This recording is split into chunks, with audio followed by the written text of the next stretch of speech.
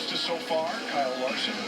Joey Logano, Aaron Jones there in the fast 5. Now, we left you hanging there, folks. When the Stat Boys told Larry to watch out for bears on the way down to the infield studio, it's because of what happened here during Xfinity Series qualifying. Larry went to put the binoculars on. He found that our intrepid stat crew had stuck gummy bears to the lens. Yeah, Adam, I told him, I said, you know, you need to finish up the Xfinity Series this year and go to Vegas and get you a little act, you know. Comedians are a dime a dozen. Yeah, I'm ready to go. See, I'm ready to go the whole trip. But I would not miss that piece right there. Larry doesn't get mad. He wants to get even. That's it. Adam won. Larry Mack coming to bat. Oh, boy. You know, other than that, they're pretty good binoculars. One more flavor that was. That's great. Gummy bears.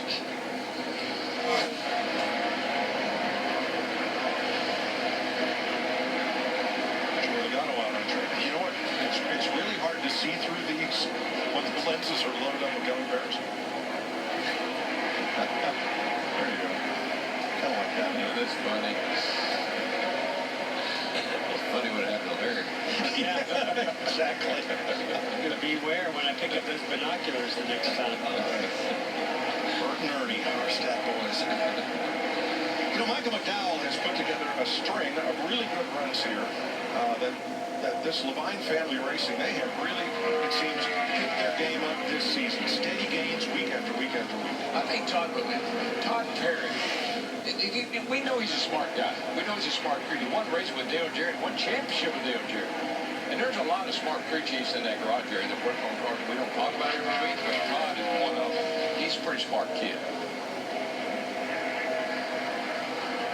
Brad Keselowski going back out. He's run 19 laps, and he is fastest so far, Jamie.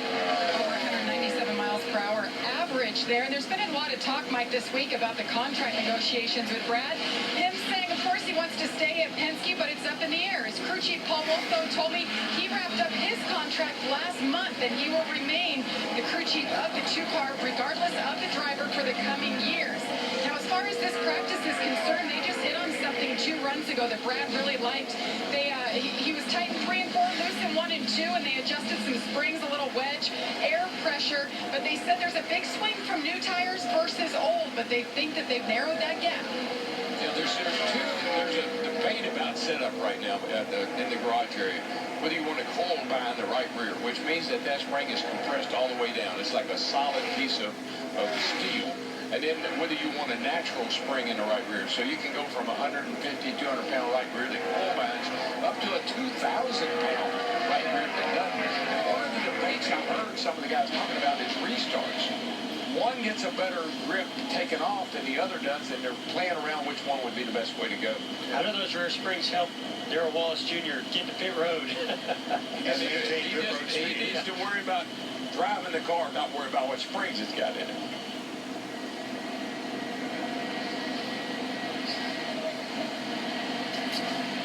I just think I'll ask you, have you ever practiced, can you practice pit road speed in a simulator? You can't you? You can. Now the simulators have the digital dash and lights. When I did the simulator, I never did practice it, but it's getting more and more detailed all the time to try to make it a true practice session so you can work on everything. So I don't know. I don't think it would work on restarts, but I do think that you could do pit road. But again, in the simulator, your throttle, the engine, all those things do run slightly different. I think the best way to do it is every time you come on and leave pit road during practice, hit those lights and hit those marks and try to maintain it, be consistent. See, I agree 100%, Jeff. If I'm out there practicing, when I'm coming to pits, I'm going to come in just like I'm going to make a pit stop. Because they give me a little familiarity before I have to do it tomorrow for real. I'd like to at least have a pretty good idea. We've seen a lot of cars up and down pit road today. Yeah, this is a perfect track, as we see Ryan Seat coming to pit road, to just come through 3 and 4, carry all that speed, find your braking points to come to pit road, do your downshifts, get into that first segment on pit road, get to pit road speed, maybe even maintain it through 1 extra box, and then turn into pit road or behind pit road and come to your pit box. The other thing I think is a little bit confusing to me drivers, but they run so much rear brake that when they come on the pit road with a lot of speed, they just lock up the rear tires. It's like they can't get the car to slow down because the rear tires are locked up and the car's a little bit out of control. Yeah, I wonder how much of that has been contributed to not just brake bias, but nose weight and some of the other things that are going on in the setups of these race cars that just don't put much load on the rear tires when they're at slower speeds. It's a sum. I always like to say it's a sum of all the parts. You know, maybe you got 55% nose. I don't know how much they got on these cars now, but more than what we had. We usually ran around 52%. I know they're higher than that. The wedge.